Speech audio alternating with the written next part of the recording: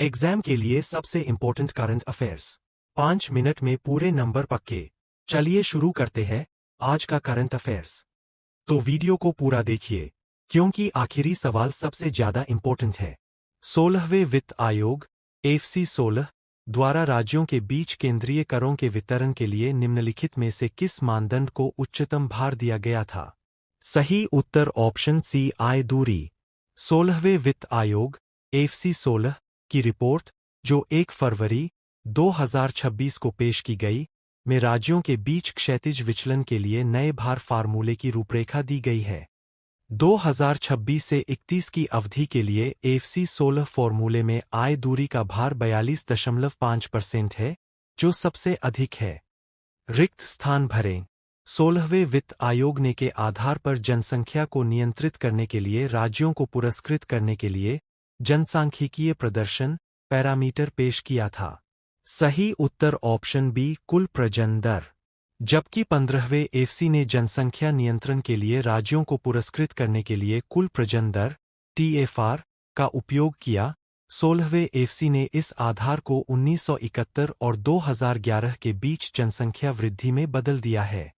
16वें वित्त आयोग एफसी 16 के सचिव के रूप में किसे नियुक्त किया गया है, जिसे संसद में 1 फरवरी 2026 को 2026 से 27 और 2030 से 31 के बीच 5 साल की अवधि के लिए राजकोषीय सिफारिश के संबंध में पेश किया गया था?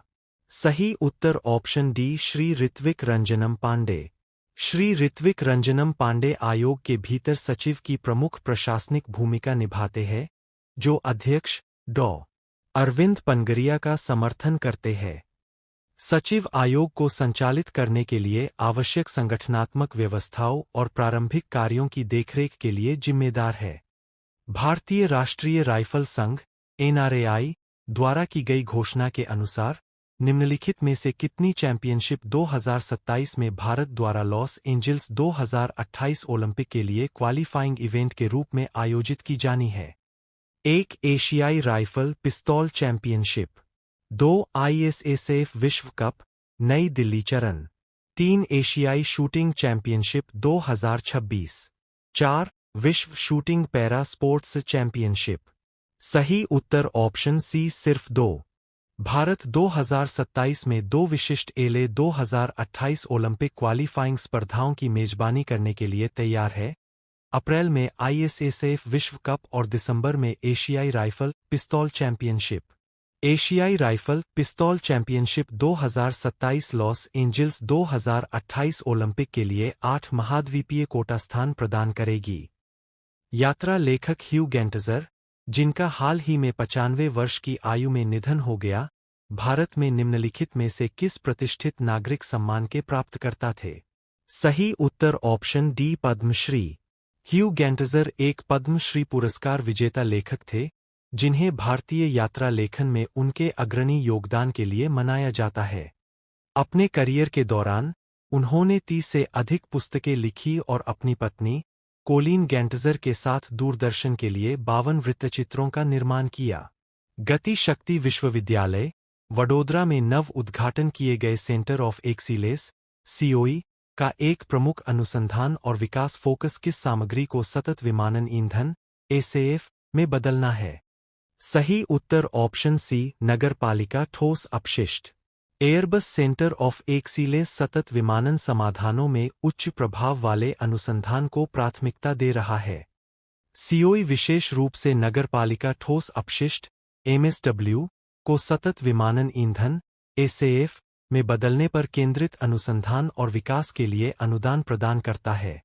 केंद्रीय गृह मंत्री अमित शाह ने भारत टैक्सी लॉन्च की, जो भारत का पहला सहकारी आधारित शून्य कमीशन राइड हेलिंग प्लेटफॉर्म है, जो ड्राइवर मालिकों को सशक्त बनाता है और बिना सर्ज वाले किराए प्रदान करता है। भारत टैक्सी प्लेटफॉर्म के ड्राइवरों को क्या कहा जाता है? सही उत्तर ऑप्शन सी सारथी। सारथी ही मालिक की दृष्टि के तहत भारत टैक्सी प्लेटफॉर्म पर ड्राइवरों को सारथी कहा जाता है और उन्हें सहकारी में मालिकों के रूप में माना जाता है। भारत टैक्सी बहुराज्य सहकारी समितियां अधिनियम 2002 के तहत पंजीकृत है, और शून्यक मिशन और सर्जमुक्त मूल्य निर्धारण मॉडल पर काम करती है। कर्नाटक सरकार ने हाल ही में संपत्ति के स्वामित्व के अपडेट को सुव्यवस्थित करने के लिए एक ऑटोम्यूटेशन प्रणाली शुरू करने की घोषणा की। इस प्रणाली के तहत बिक्री और उपहार विलेख जैसे पंजीकरण योग्य लेनदेन के लिए सिस्टम द्वारा किस रात को स्वचालित रूप से अनुमोदन दिया जाएगा। सही उत्तर ऑप्शन बी 8वीं रात। नई ऑटोम्यूटेशन प्रणाली के तहत पंजीकरण योग्य उपकरणों जैसे बिक्री विलेख और उपहार विलेख के लिए यदि 7 दिवसीय नोटिस अवधि के दौरान कोई आपत्ति नहीं उठाई जाती है तो सिस्टम 8वीं रात को स्वचालित अनुमोदन प्रदान करेगा। विश्व की प्रमुख प्लास्टिक प्रदर्शनियों में से एक प्लास्ट इंडिया 2026 का विषय क्या था, जिसका आयोजन 5 फरवरी 2026 को नई दिल्ली के भारत मंडपम में किया गया था। सही उत्तर option B Bharat next.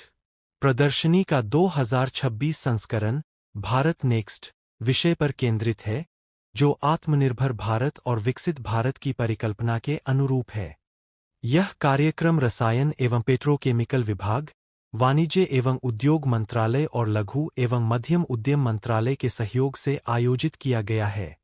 National test house (NTH) ने ड्रोन के इलेक्ट्रोमैग्नेटिक इंटरफेरेंस (EMI) और इलेक्ट्रोमैग्नेटिक कंपैटिबिलिटी (EMC) परीक्षण को सक्षम करने के लिए किस संगठन के साथ साझेदारी की है। सही उत्तर ऑप्शन डी STQCERTL। इस साझेदारी का उद्देश्य ड्रोन और उनके उपप्रणालियों के विद्युत चुंबकीय हस्तक्षेप (EMI) और विद्युत चुंबकीय संगतता (EMC) परीक्षण को सक्षम बनाना है। STQCERTL उत्तर इलेक्ट्रॉनिक्स और सूचना प्रौद्योगिकी मंत्रालय (METWAI) के अधीन कार्य करता है। कितने सवाल सही हुए, कमेंट में बताओ। याद रखो, एग्जाम जीतने वाले वही होते हैं जो रोज करंट अफेयर्स करते हैं। नेक्स्ट वीडियो में और भी इंपॉर्टेंट सवालों के साथ मिलते हैं। वीडियो पूरा देखने के लिए धन्यवाद। लाइक शेयर सब्सक्राइब जरूर करें। Daily GK GS current affairs के लिए